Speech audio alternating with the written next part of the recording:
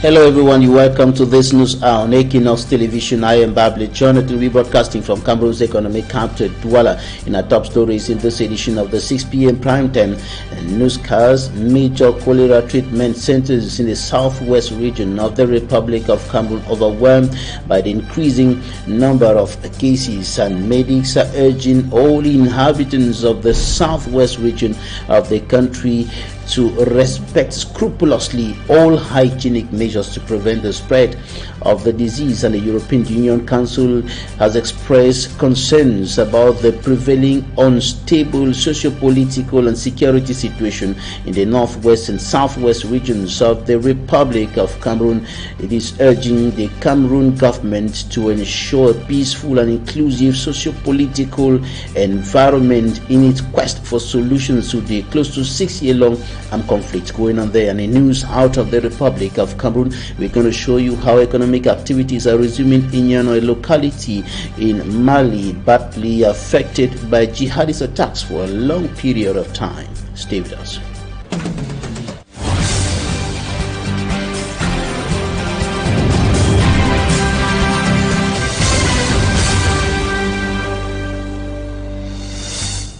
We begin this newscast in the southwest region of the Republic of Cameroon, where there has been a sharp increase in the number of cholera-related cases being brought to the cholera treatment centers, which are overwhelmed today. The centers are overwhelmed by the increasing number of persons affected by the cholera outbreak, and the medics are urging the people to respect or scrupulously respect hygienic measures in order to prevent a worsening situation. Derek Jato files in details from the southwest region. Cholera situation in the southwest region is scary. It's a serious situation. All our hospitals are overwhelmed. Our 3 major treatment centers, that is the Limbe Regional Hospital, the Limbe District Hospital in Buta, and the Buya Regional Hospitals. All cholera treatment centers are completely overpowered. The bed capacity is no more sufficient. Patients are more than the capacity, and some are under tents. And administrative authorities are very worried, as medical personnel working here say they are losing the fight against the epidemic. Sufficient space here in Limbe. Other cases are moving up to Tiki. So the situation is rather quite disturbing. Cholera-related cases are not only increasing, but statistics have also revealed that the number of cholera-related deaths too have increased. We have cases practically all over our region. As of now, we've registered about 1,700 cases, with about 40 deaths. But for the last 72 hours, it has been more serious. Because medics have also indicated that there are some contributive factors, some natural and others man-made, assisting the epidemic to hit any part of the southwest region with very little resistance. So it's really a delicate period for us. And in the southwest region, it's peculiar because in most of our cities, there's water crisis. Secondly, we are getting into the mango season where most people take mangoes from trees without washing. Everywhere is seemingly a potential breeding ground. The southwest region, no doubt, is vulnerable, and there is only one window of opportunity still open for everyone to come on board and take on the cholera epidemic from multiple fronts. To that effect, at a sensitization meeting in Boya, all the stakeholders in the southwest region took the engagement, with each specifying the action that will be taken against the epidemic. On the part of the population in the southwest region, this is what the medical personnel are asking them to always do, to stay safe. And they should wash their hands regularly. They should not get food from the road and start eating, especially now with the mango season. People should be very careful not to just pick mangoes on the roads and start eating. They should wash them. Cholera can kill within 3 hours. Thus, the Cameroon Ministry of Public Health is begging on all in the territory to take sanitation seriously. The European Union Council approves recommendations, or better still conclusions, on Cameroon, stressing the importance that the European Union institution attaches to its partnership with the Republic of Cameroon and reaffirms the EU's readiness to intensify engagement with the government and local authorities, civil society, and in all areas of mutual interest. And it is in its conclusion, the Council encourages the government of Cameroon to ensure a peaceful and inclusive political environment and welcomes the commitments made to strengthen local governance following the major national dialogue in 2019. The Council remains, however, extremely concerned by the ongoing crisis in the northwest and southwest regions and appeals for an immediate end to the violence, respect of human rights and humanitarian principles, unimpeded humanitarian access, and a safe environment for humanitarian work. In the light of the situation, the Council underlines the EU's readiness to support any meaningful mediation initiative which might lead to a peaceful and long-term settlement. And the EU condemns in the strongest terms the terrorist attacks by Boko Haram and Islamic State West Africa province in the far north and reaffirms its solidarity with the Republic of Cameroon. In that fight, the EU will continue supporting Cameroon and Cameroonians in their efforts to build a stable and prosperous country for all, where human rights and democratic principles are fully respected. This is stated in the conclusions of the European Union Council. And lawyers from the two crisis-stricken Anglophone regions of the Republic of Cameroon are drilled, empowered with greater skills to handle litigations within the context of those two regions in the crisis. And they were being trained today in Boya in the southwest region of the Republic of Cameroon. And this took place in the presence of major lawyers and actors in human rights issues in general and in the crisis in the northwest and southwest regions of the Republic of Cameroon, including the Center for Human Rights and Democracy in Africa, represented by its founder and president, Barrister Agbo Bala. Take a listen to him in this extract. It's very important because of the crisis that we've been having in this part of the country for the last 5 years. We thought it was necessary not only to train lawyers on strategic litigation, but to train them on human rights and strategic litigation. They need, because we felt that there are lots of things that we could strategically litigate, to raise awareness, to use it as a tool for education and advocacy, and to address burning issues that might be in our laws or that are in our laws that we have failed to address. The training was essential because these lawyers, 75 of them who are here today, would be able to have the necessary knowledge to be able to litigate. Not only litigate as lawyers, but also support civil society organizations, be they journalists or other NGOs who might want to litigate on something. And we felt that we could go beyond the confines of the country to look at strategic litigation from a regional perspective, the African Commission of Human and People's Rights and the African the modalities in which you can file a petition, the existence of the domestic remedy, but also looking at the UN, the national system, also the United Nations, the national tribunals also, and commissions and courts, how we could litigate.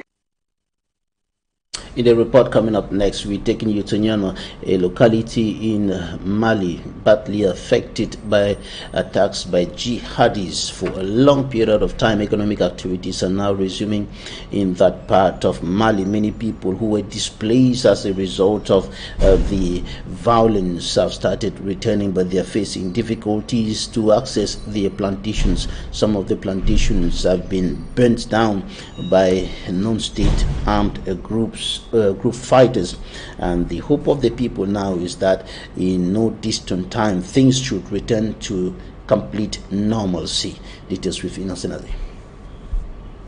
It is a market day in Yono. It is vibrating as many resume business activities. An ambience missed for quite a long time. Those in this market are from different angles of the community and several neighboring countries who are resuming life normally. Security forces are present all over the markets to ensure the security of these traders. The Urban Council is glad for this resumption of life and economic activities. La commune urbaine de Nyono. This community had gone through hard moments following attacks from armed groups, resulting to the displacement of the population. Today, many are returning home, though at the time their farmlands have been destroyed.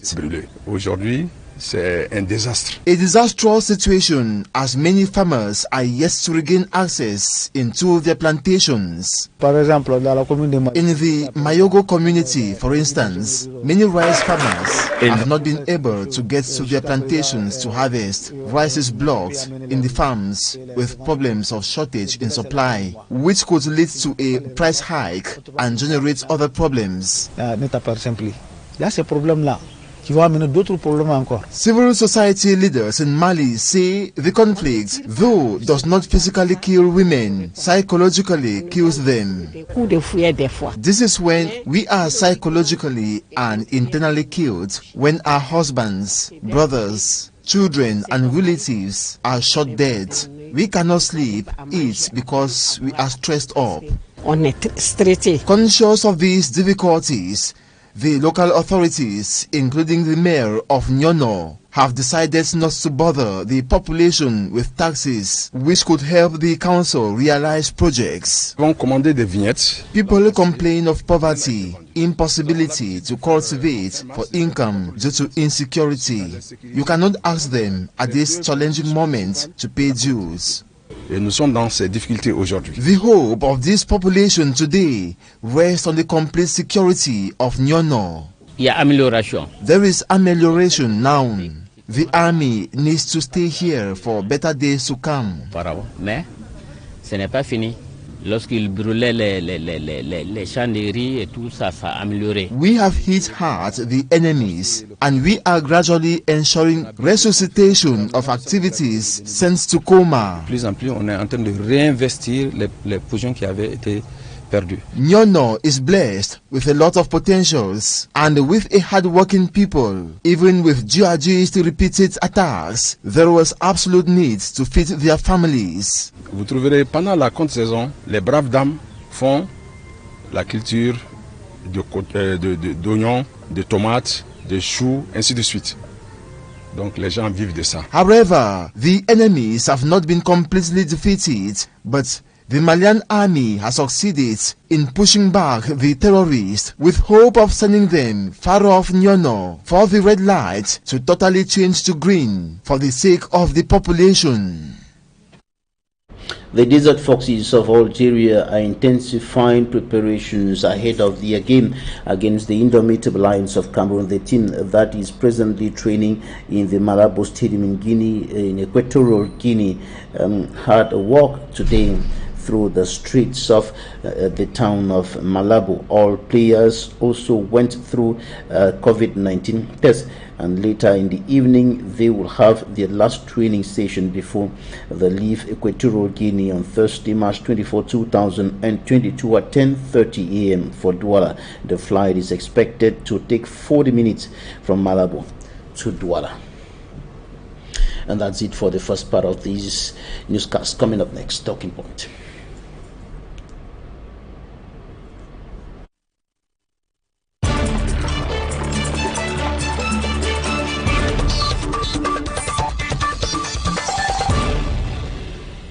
Thank you for staying with us in this edition of Talking Points. Our first guest today, Barrister Neneba Innocent Akufo, Attorney and Counsel at Law in New York, United States of America, human rights defender and major proponent of decolonization. Barrister, you're welcome.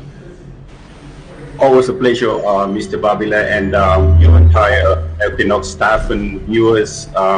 It's always a pleasure once again to be on your platform, and hopefully we do have a frank and faithful discussion tonight about the conclusions of the Council of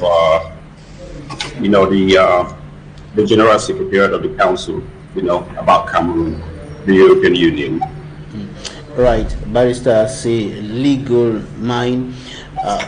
What's your take on the conclusions of the European Union Council on Cameroon First, on the more than 5-year-long armed conflict in the northwest and southwest regions of the country, the council expresses concerns about the situation.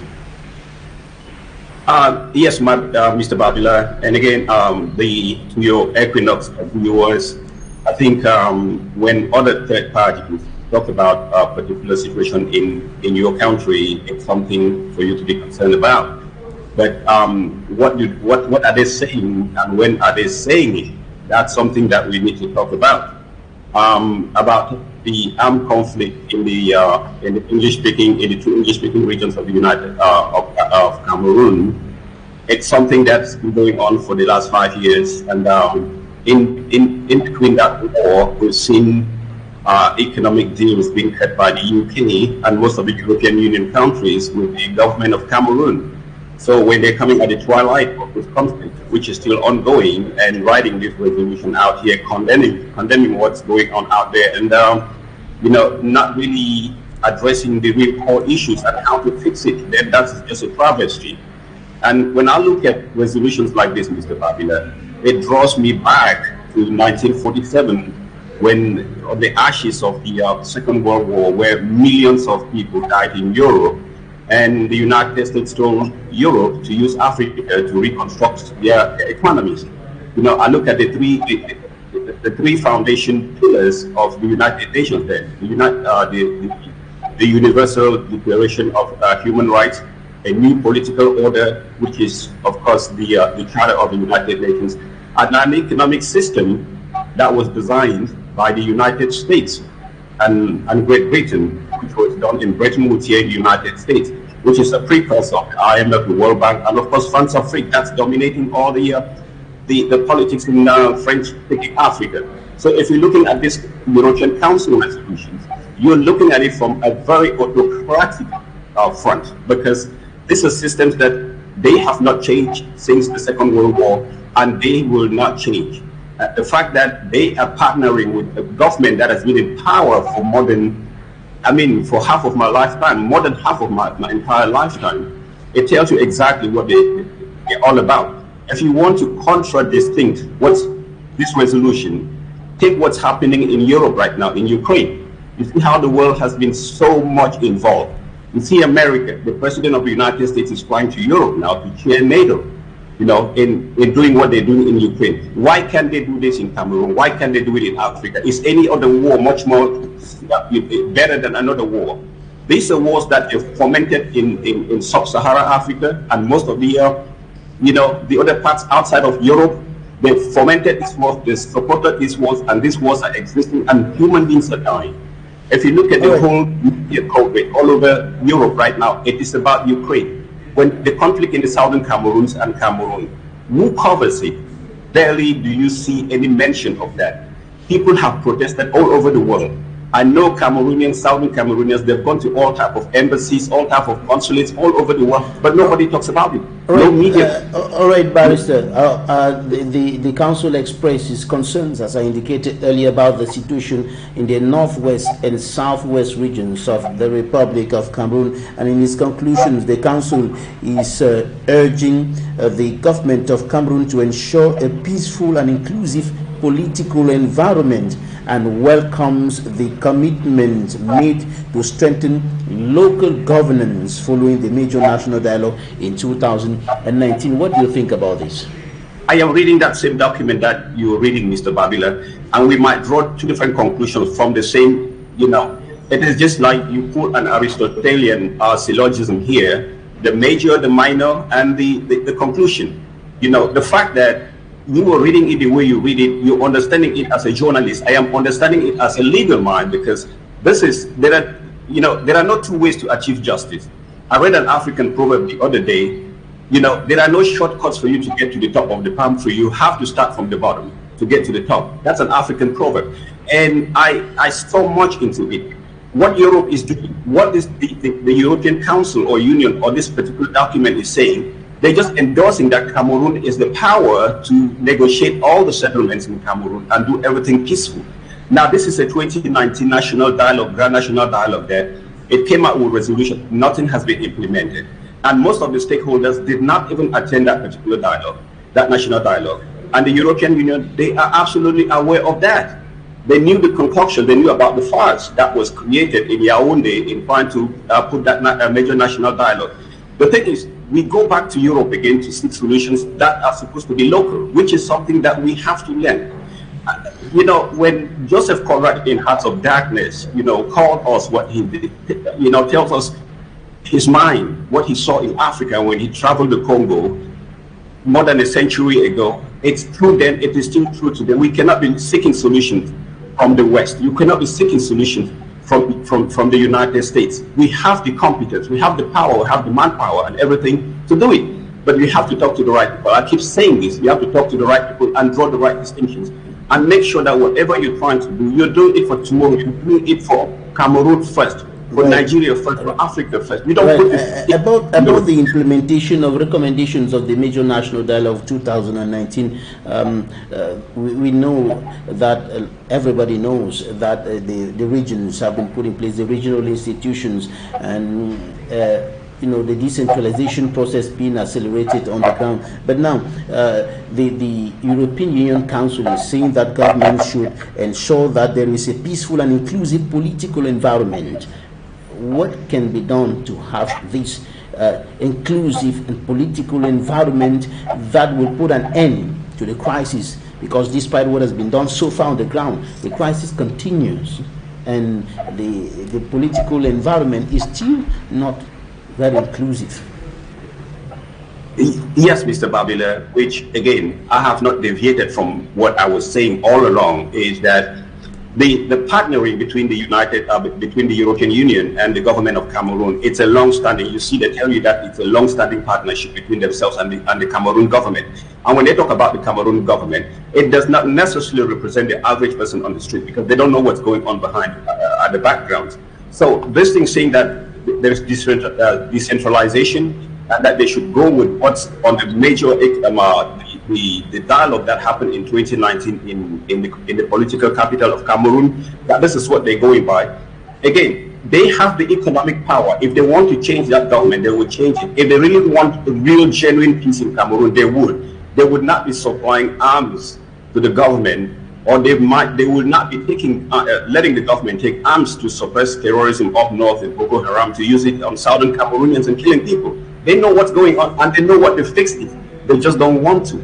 So for me, all this analysis, putting this thing on the council conclusions on Cameroon, for me, it's just political theater. It's going nowhere. They know it's going nowhere. They just want to guarantee a free flow of their resources from Cameroon to their individual corporations back in the West, and prop their employment, and they fix their societies while we kill ourselves, and they don't care. Because I gave you this analysis one time when the Liberian Civil War was there. What did George Bush do? The George Bush Jr., all he stationed was like 250 Marines on the coast of Liberia. And the Charles Taylor fled. He went to Nigeria, and that's how they ended the Liberian War. So why not met the same level of sanctions on these people in Cameroon? The U.S. Congress told us last year that, they're targeting some of these individuals for travel restrictions and economic sanctions. What has it happened? Nothing has happened. They are still there in power. They're doing exactly what they're doing. So if you maintain this little oligarchy, this small clique of oligarchs, that's what the West is dealing with. And until we can find a solution to get these people out of power, we would never find a peaceful resolution of what's going on between the government of Cameroon and the southern Cameroonians. Now to the from the northwest and southwest regions of the Republic to the far north region of the Republic of Cameroon, the European Union condemns in the strongest terms the terrorist actions by Boko Haram and Islamic State West Africa province in the far north region, and reaffirms its solidarity with the Cameroon in this fight. What do you think about this? Well, for me, terrorism in all its forms, it's condemnable, and terrorism doesn't just necessarily mean that you carry arms and fight against the people or try to topple the government. There is economic terrorism, there is political terrorism, and there is a military or psychological terrorism. So what's going on with the Boko Haram? If you ask those people, why are they in the bushes doing what they're doing, they would have a reason. Not that I agree with it. I don't agree with that, because that's not how you bring political change in the country. You don't resort to military might and force and all that stuff. But this is something that the West has done to Africa since they gained independence. Economic terror, political terror, and all the facets of terrorism that they've netted on us in Africa. So again, the Boko Haram should not be doing what they're doing. I condemn it, just as I condemn war. War is not a tool for you to use to seek change, because in the end, nobody wins. Everybody is a loser. There is human life, there is destruction. It draws you backwards, decades, if not centuries, for something that you would never recover from again. So yes, that the European Union is condemning Boko Haram. I bet they know where they are in the Sambisa forest. What takes them not to go rout them out? They have the technology, they have the means. Why not go there and take them out? You let them keep terrorizing people, then you sell ammunition. This is an arms sale issue. They signed this military cooperation agreements with you so that they keep supplying weapons, and these weapons, you pay for them with your resources. They know where Boko Haram is. It is not a huge area. They can map people and go down and take those people. They have the forces. All right. Thanks, Barrister Neneba Innocent Akufo, attorney and counsel at law in New York, human rights defender and major proponent of decolonization. Thank you for your time. Babila, and thank you for your viewers. Joining us right now, Edmond Kouyaté, Cameroonian economist. You're welcome to the program. Good afternoon, and good afternoon to all the televiewers. Russia's invasion of Ukraine, coupled with harsh climatic conditions, are seriously threatening food security on the African continent. As we speak now, up to 28 million people in East Africa are at risk of extreme hunger because of price spikes, and of course this is because of the Ukraine war and potential lack of rain in March. This is information published by the non-profit organization Oxfam, which is sending out this warning. What's your analysis of the situation, the impact or the consequences of the invasion of Ukraine by Russia on the African continent, particularly on the economy of African countries and food security, more specifically? Yeah, Mr. Jonathan, let's say the special operation, military operation ongoing in Ukraine, and operated by Russia, came as a catalyzer to a crisis, to a situation which was already catastrophic. I like to recall that we've been moving from a crisis, from one crisis to another. Remember, we're still facing the repercussion, the consequences of the COVID-19 pandemic. We're still having it, because maybe people are thinking the pandemic is behind us. No, the pandemic is not behind us. And remember, before even the pandemic, we are already facing a lot of problems, especially in some countries, whereby the climate, the climate change has caused a lot of problems.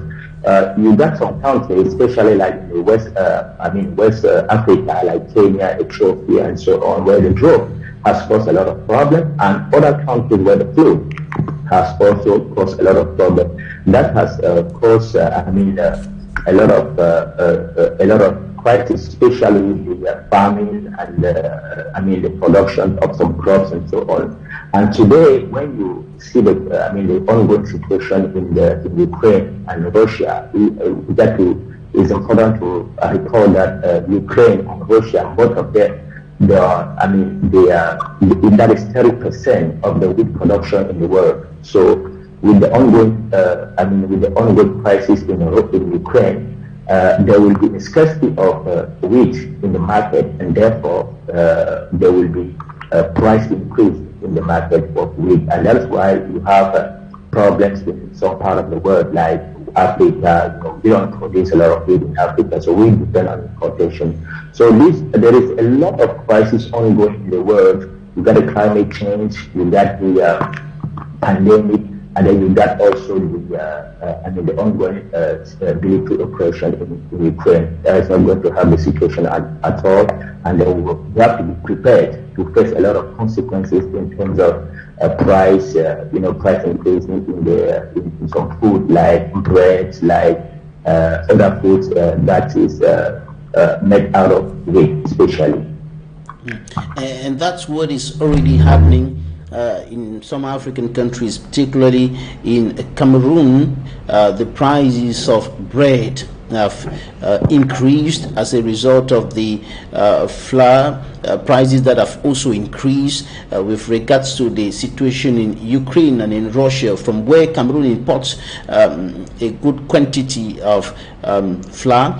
And of course, we have Egypt, which is the highest importer of flour, notably flour from Ukraine and from Russia, where the Prime Minister has now put up a fixed price for all unsubsidized bread. But that's not what is happening in Cameroon. When you look at the situation prevailing in Ukraine and the evolvement, the evolution of that situation, what do you see in the next weeks, in the next months, as far as this issue, this problem of price spikes is concerned? I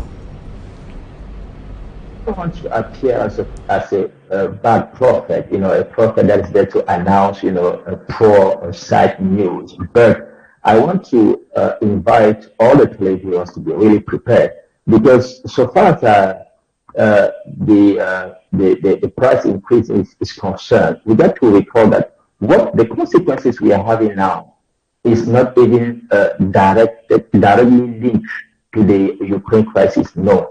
That is still the consequence of the pandemic, of the COVID-19 pandemic, in addition to the consequences of the climate change. That's still, we are not in the consequences of the Ukraine, because the Ukraine crisis is only 27 months. That means we're still under the start of what we imported in January, February, because the Cameroon capabilities to start the week is 3 months. So we're still having what we imported in January. Very soon, when the operators will have to import, new stock, then we will be facing the consequences of the crisis. That's to say that our tomorrow is not going to be bright at all. The people have to be prepared for that. Already we are having a bread which has changed the price. I think the bread that was ordinary 125 francs is now 150 francs, and the bread of 150 francs is now 200 francs. And we also have another product that's going to have a change in the price also, some other food as well. So tomorrow is not going to be bright at all, and that is a consequence of a country like us that depend on a lot of importation for their feedings. And I think it is hard time for us to start thinking about alternative solutions locally. Else, tomorrow is going to be tough and tough again. The situation in some of the African countries, when we look at what's happening in Egypt, for example, where prices of bread equally increase as it is the case in Cameroon, and the Prime Minister came in and put up a fixed price for all unsubsidized bread prices, the price to be respected by all bread producers. And in Cameroon, prices of bread have been increasing, but that's not what's happening in Cameroon. Nothing is being done. The authorities in charge of trade have practically said nothing about the increasing prices. They have rather agreed with the bread providers or the bread producers for the prices to be increased. Cameroon is very weak in front of this situation. They don't have a lot of power under this situation, because Cameroon already since 2008, that's when we had the first crisis, famine crisis. That's how we call it, famine crisis. 2008, Cameroon government has decided to sponsor the importation of many products, rice, wheat, corns, and a lot of products, and even fuel. Cameroon government has been sponsoring a lot of products. So today, the situation is very tough on the government. That's why they don't have a lot of things. They don't have a lot of alternatives. The only thing they can do, the only solution they got now is, like to reduce taxation on a lot of products, or also to, exoneration, custom charges exoneration, which they cannot do. If you look at our public finance situation is very poor. Again, the government needs all this. The government needs to, to mobilize the public resources to face their commitment, and at the same time, if they have to exonerate, like custom charges on all these products, it's going to be very tough on them. So they don't have the power to, to really influence this situation. The only thing they can do is to accept it. That's why they had to succumb, to the requirement of the bread producers. They had nothing to do, and still they have nothing to do, because they cannot longer increase the sponsoring they are doing the product. Remember, we are under a program with the IMF. IMF is also having an eye on us. So the government, power is very, very weak on this situation. When we talk about Egypt, many countries have been doing the same. Egypt, apart from, deciding on a price, on a special price on all these products, the government of Egypt has decided to import in advance, a large quantity of wheat to prevent this situation. That's what they can do, it because their financial capability enables them to do that. But in Cameroon, what can the government do? I remember there was a discussion ongoing between the government and some operators. They wanted to increase the capability of importation, for many products, but they could not, simply because there was no.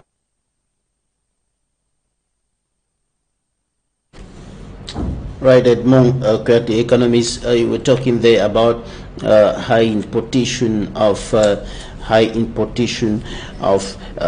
basic goods and other goods by the Republic of Cameroon, and there are also proposals of long-term solutions like boosting local production of flour, plantain flour, even potatoes flour, yam flour, and things like that, to be able to solve the problem of wheat flour from Ukraine and Russia that has increased in prices, thus having a consequence or an impact on the prices of bread in Cameroon. Edmond Kwati is an economist who was talking to us there, and this is where we draw the curtains on this edition of the news on Equinoxe Television. Thank you for staying with us. Goodbye.